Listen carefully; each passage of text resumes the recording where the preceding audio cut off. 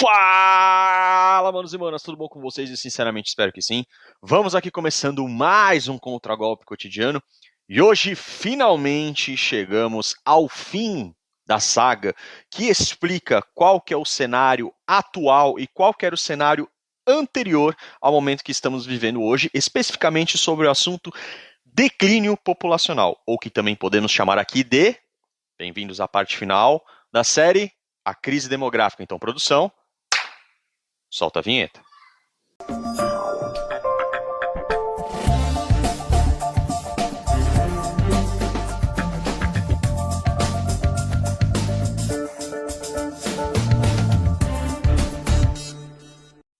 No episódio de hoje, nós vamos mostrar o exemplo citado pela autora do artigo da Veja, no qual ela destaca a Coreia do Sul como um alvo a ser seguido, certo? Um objetivo a ser contemplado pelos outros países. Entretanto, ela acabou esquecendo de levar alguns pequenos detalhes em consideração, tais como: acaba, pelo amor de Deus!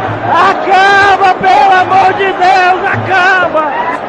O primeiro ponto importante que talvez a autora deixou passar na análise do artigo dela é quando ela coloca a educação como um fator preponderante para a produtividade na Coreia do Sul. O que não é verdade, pois existem outros fatores a serem considerados, tais como leis, tecnologia, regime político e tantos outros que são tão importantes quanto a educação na trajetória de tornar um país mais desenvolvido. O segundo ponto que vale a pena destacar com caneta marca-texto amarela aí na cabeça de vocês é o seguinte. Para quem se lembra, no final do episódio anterior, na parte 3, eu solicitei, na verdade fiz uma sugestão, para que vocês pesquisassem a taxa de fecundidade da Coreia do Sul, certo? Quem fez isso, né, até porque daqui a pouco a gente vai continuar com a análise do Raccoon, então esses pontos aqui são praticamente introdutórios, quem fez isso vai perceber, quando o Raccoon citar o número daquela época, o quanto o índice entre aquele espaço de tempo e agora, o quanto esse índice acabou caindo. Ou seja, a tendência era de queda, similar ao que eu disse aqui no Brasil, lá principalmente na parte 2, ok? E que hoje chegou a um nível alarmante, aí vocês podem confirmar isso para quem fez a lição de casa, de 0,81 filhos por mulher, ou seja, abaixo de 1. Lembrando apenas que o índice para reposição populacional ideal é de 2,1, ou seja, a Coreia está bem abaixo do ideal. O terceiro ponto que vale a pena vocês colocarem com itálico, sublinhado e negritado na cabeça de vocês é: se vocês lembrarem, no primeiro episódio dessa saga, foi citado o incentivo que a China estaria aplicando na população com o intuito de que homens e mulheres voltem a se relacionar com o intuito de produzir filhos, ok? Beleza. Na Coreia do Sul, vocês vão perceber que o Raccoon vai trazer também esse trecho, que é o seguinte: o negócio lá parece estar mais complicado, tanto que o governo lá até teria supostamente criado uma matéria na grade curricular das universidades que estimula, entre aspas, praticamente obriga as pessoas a se relacionarem. Então, quer dizer, está realmente valendo a pena remediar ao invés de prevenir. Não está, não? O quarto e último ponto, porém não menos importante, é que parece que a autora acabou esquecendo o efeito da regra básica de economia, a lei da oferta e da demanda.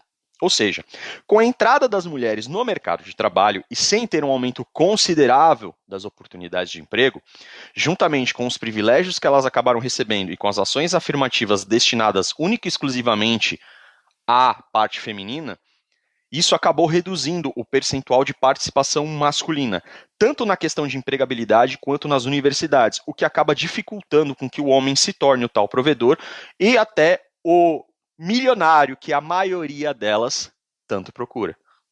Não, você é burro, cara, que loucura. Como você é burro, que coisa absurda. Isso aí que você disse é tudo burrice.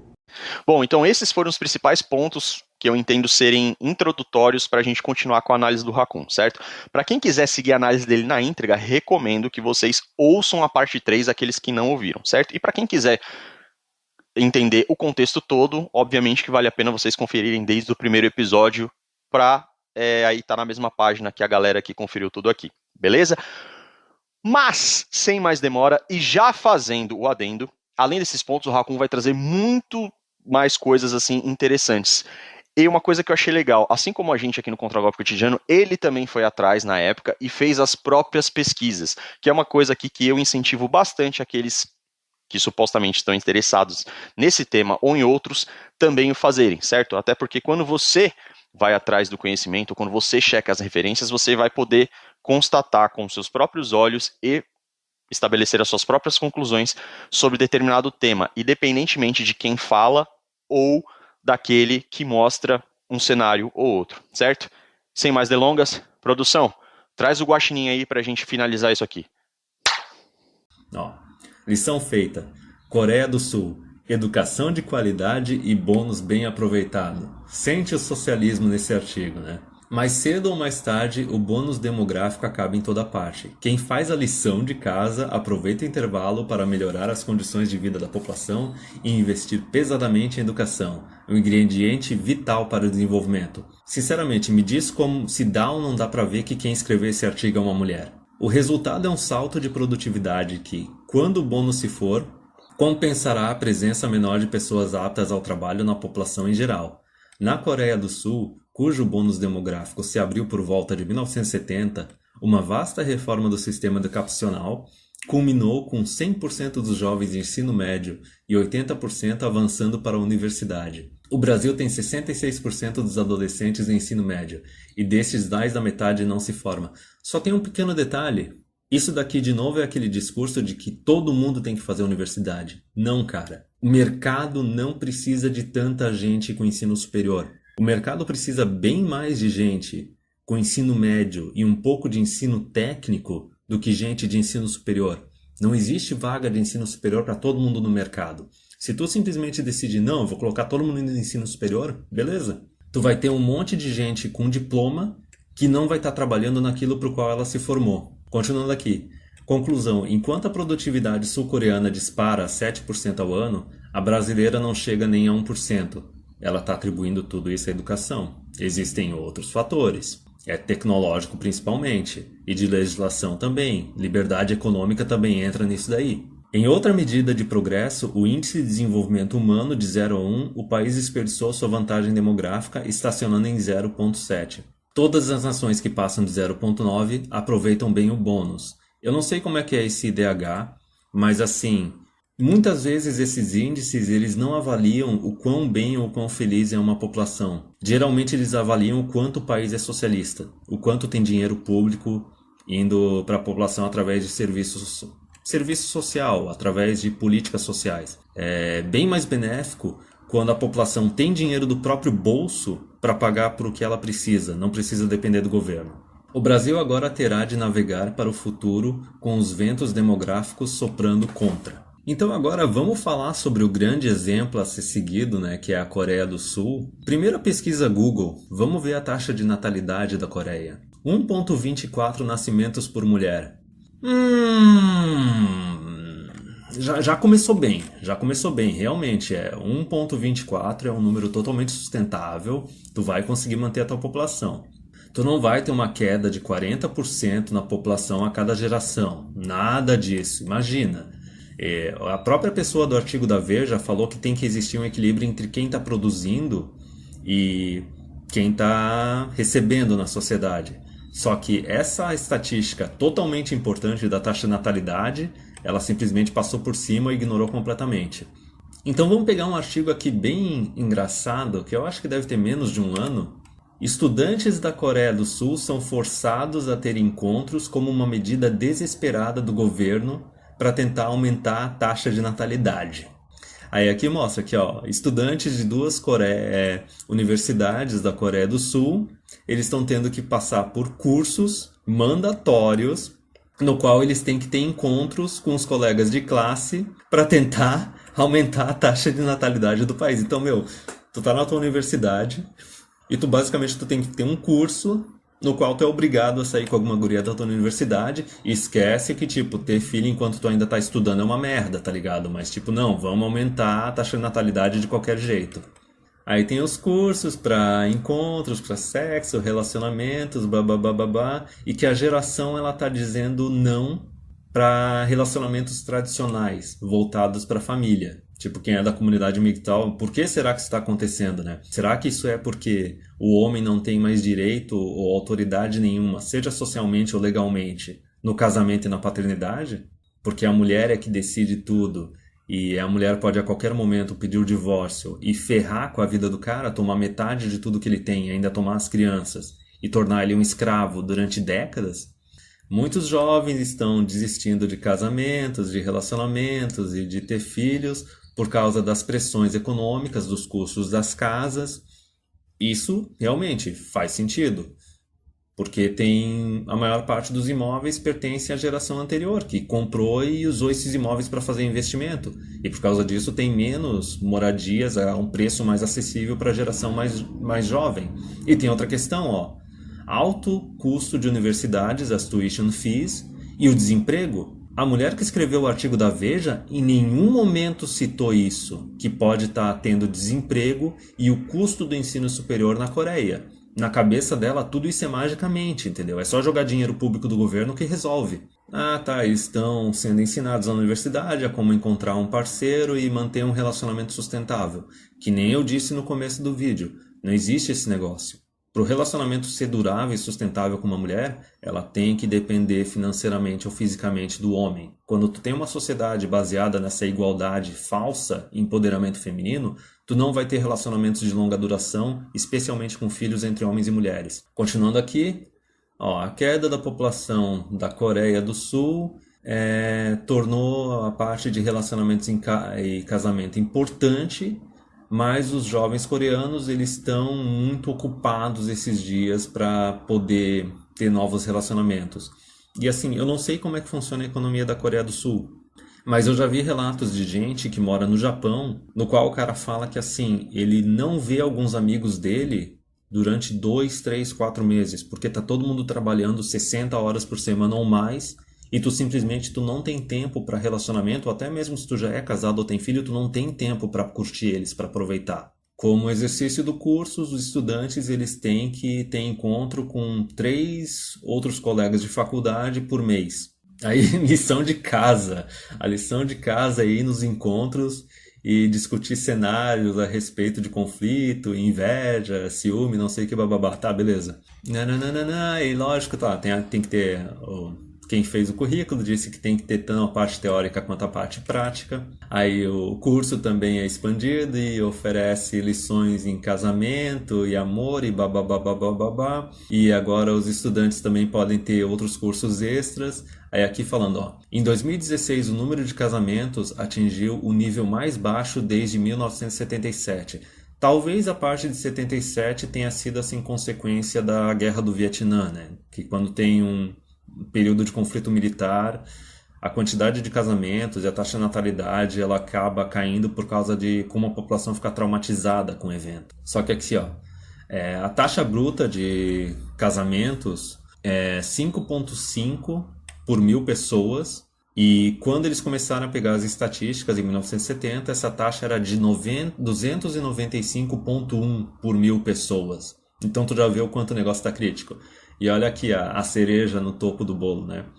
Seul gastou 50 bilhões tentando aumentar a taxa de natalidade. Isso é dinheiro público. Então vamos falar de estatística, vamos chegar na parte boa, na parte factual do vídeo, porque no artigo da Veja não teve estatística porra nenhuma.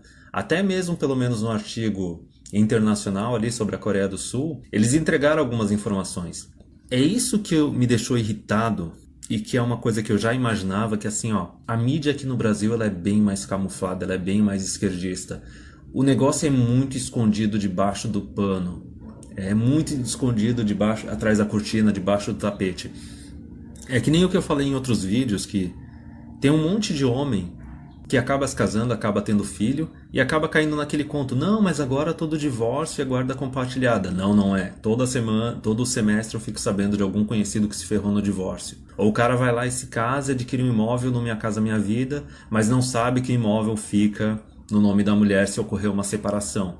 Então, tudo aqui é muito camuflado e eu vou chegar nesse ponto aqui nas estatísticas. Então, vamos começando aqui. Empoderamento feminino. O aumento da mão de obra no Brasil entre homens e mulheres. Isso daqui os caras vão falar que não, a gente teve um boom de crescimento populacional ali a partir da década de 60 a 70, e daí eles vão falar que não, a maior participação da mulher no mercado de trabalho é bom, só que tem um pequeno detalhe, cara. O crescimento populacional não ocorreu naquela época por causa da participação da mulher no mercado de trabalho. Isso ocorreu por causa de avanços na medicina, por causa de avanços na saúde. As crianças que morriam cedo pararam de morrer, entendeu?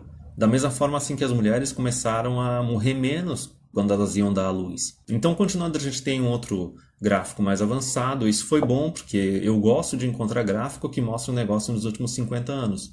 Só que olha o interessante. A participação masculina também está diminuindo, enquanto a participação feminina está aumentando.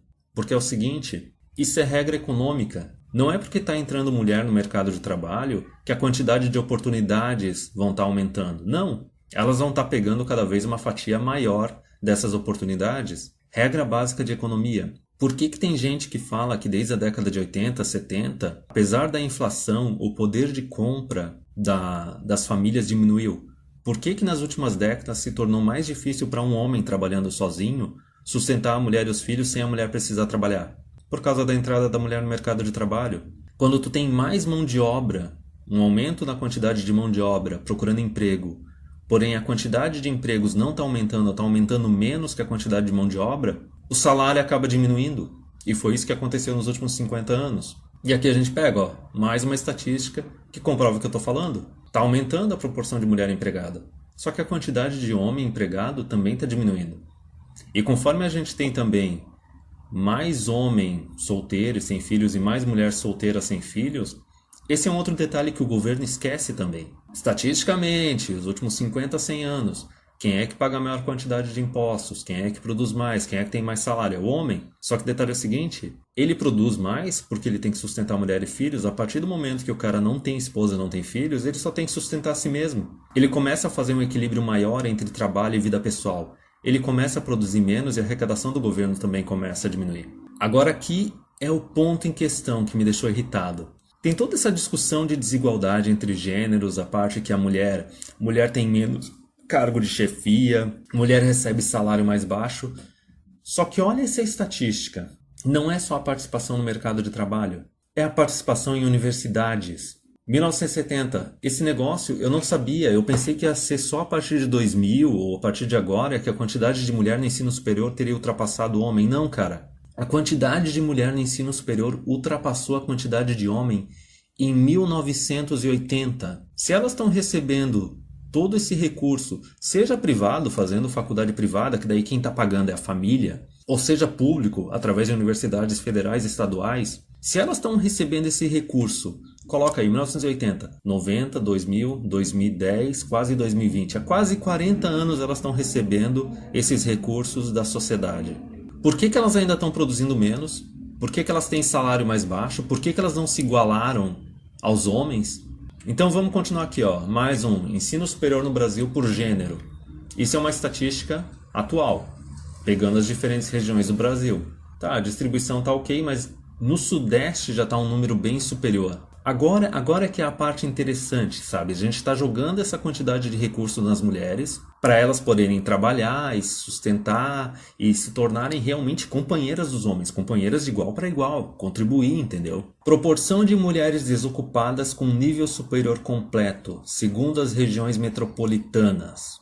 Então a gente vê que assim, em 2003 a gente já tinha uma quantidade de mulher que faz faculdade, só que fica desocupada, não trabalha. E tu vê que essa proporção está aumentando. E pode ver que de 2000 até hoje, a mídia tá lá. Movimento feminista também, bancada feminista na política também, falando empodera mais mulher, dá mais oportunidade de trabalho e de estudo para a mulher. Isso é bom para a economia. Agora aqui um gráfico mais detalhado. presença feminina no Brasil, participação das mulheres em postos de trabalho. Que pena que as estatísticas aí estão só a partir de 2009, né? Como eu disse, é sempre melhor tu ter algo de 50 anos, que daí tu consegue ter uma visão bem melhor. Só que vamos pegar aqui os setores de presença masculina, tá? Construção, indústria de extração, transporte, empresa de eletricidade, gás, água e esgoto. Basicamente, tudo que tu precisa para manter a sociedade, o homem trabalha. É tudo trabalho que exige mais esforço físico e tem mais risco. Se é algo que exige mais esforço e tem mais risco, logicamente o salário vai ser mais alto. E daí tu pode falar, não, mas tem os homens que são médicos, engenheiros e tudo mais. Aí tu tá falando do topo da população. É 10, 5, 1% da população. Aqui a gente está falando da massa. Todas as áreas que são necessárias para sustentar e manter a sociedade é homem que trabalha. Mulher trabalha na onde? Saúde.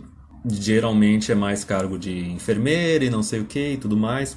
Uma ou outra é médica, mas a gente sabe que médica não produz tanto quanto médico homem, porque ela acaba casando e tendo filhos e ou para de trabalhar ou começa a trabalhar menos.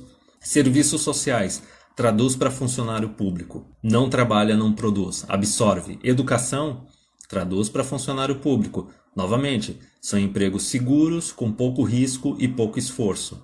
Alojamento, alimentação, administração pública, defesa e seguridade social. Funcionário público. Atividades financeiras de seguros e serviços relacionados. Ok, economia. Qualquer um que frequentou alguma universidade na parte de econômicas e sociais, tu vê que realmente tem uma proporção de 50% entre homens e mulheres. Só que é aquele negócio que até o Third Flinging Monkey fala, que é o seguinte, a mulher ela vai para uma determinada área não porque ela quer empreender, porque ela quer conhecer um empreendedor e se relacionar com o empreendedor. Então aqui, como eu falei, rendimento habitual médio mensal de todos os trabalhos e razão de rendimentos por sexo. Aí vem aquela estatística, né, que a mulher recebe 70% do que o homem recebe. Só que é que nem eu falei, tu tem que levar em consideração a área de atuação, tu tem que levar em consideração o risco e o esforço necessário. Então é lógico que vai ter uma distribuição, a não ser que elas queiram realmente tirar a máscara e dizer, não, a gente quer ser comunista e todo mundo tem que receber o mesmo. Por que que os homens que estão se esforçando e se sacrificando mais aceitariam isso? Eu não sei. Eu acho que eles não aceitariam. E daí, da mesma forma que a gente tratou ali das mulheres que estão crescentemente fazendo ensino superior e não estão nem se sustentando, vamos lá. Rendimentos. Pessoas de 16 anos ou mais sem rendimento próprio. Então tu vê que assim, ó, independente do nível de formação, educação básica, média, superior, ainda assim as mulheres são as maiores dependentes da sociedade. Vão estar dependendo da família, do governo, do marido, do namorado, mas enfim, é uma proporção bem alta. E daí tem aquele detalhe, é que nem eu falei, o homem se sacrifica mais. Ele faz serviços mais estressantes, mais exigentes, que tem mais risco. Isso reflete na expectativa de vida do trabalho brasileiro. Só que assim, ó, que nem eu falei, à medida que o homem não tem mais esposa, não tem mais filhos, a tendência é a expectativa de vida entre homens e mulheres se aproximar. Na verdade, em últimas notícias já estão fazendo alarde, dizendo que a expectativa das mulheres está está diminuindo mais do que a dos homens. Só que ainda assim o homem está morrendo mais, em maior proporção. E agora o último gráfico. Para tu ver como o IBGE e o governo ele acha que os homens vão continuar se sacrificando pela sociedade, pela família, olha a projeção que eles têm de expectativa de vida entre homens e mulheres para 2060. Olha os últimos gráficos. Simplesmente a partir de 75, a partir de 70, 69, olha a quantidade de homem que o governo está esperando que morra para manter o sistema que a gente tem. Me diz, tu acha que esse gráfico ele é realista? Tu acha que os homens vão aceitar esse acordo de merda em troca de nada? Eu digo que não. E aliás, teve até uma entrevista do DJ com o Michael Combs no canal dele, naquela série de DJs Inferno, que ele contou uma história de algum monastério na Ásia, no qual homens e mulheres eles têm as mesmas atividades, as mesmas rotinas, e os homens e as mulheres eles têm a mesma expectativa de vida. Eu acho que era 85, 89 anos. Então assim, ó, não existe razão nenhuma para homem estar vivendo menos que as mulheres. Se os homens estão vivendo menos que as mulheres, é porque eles estão se sacrificando pela sociedade. Caralho, o maluco é brabo. Porra! Então essa foi a nossa saga sobre a crise demográfica. Então fiz questão aí de trazer bastante artigos, dados, análises de diversos produtores de conteúdo, como que é o quadro atual, como que era o quadro até anos atrás, para a gente ter uma visão bem abrangente e vários pontos de vista para que possa reforçar, né, a nossa narrativa e que também permita com que vocês estabeleçam as próprias conclusões, certo? Então, mais uma vez, espero que vocês tenham gostado, certo? E deixem aí nos comentários qual que é o feedback de vocês, beleza? E o principal, creio eu que, pelo menos para mim, eu aprendi muito com essa série, na questão das pesquisas, na questão de entender um pouquinho melhor, principalmente a diferença ali entre natalidade e fertilidade e tantas outras coisas que até então eu não sabia. E se isso agregou para vocês também, então o objetivo foi cumprido, que o nosso aqui não é só refutar a narrativa feminista, mas ao mesmo tempo manter vocês informados e agregar valor para que vocês não caiam nesse tipo de coisa e principalmente passar aquelas informações que a mídia, vamos dizer assim, não tem o mesmo entusiasmo de divulgar.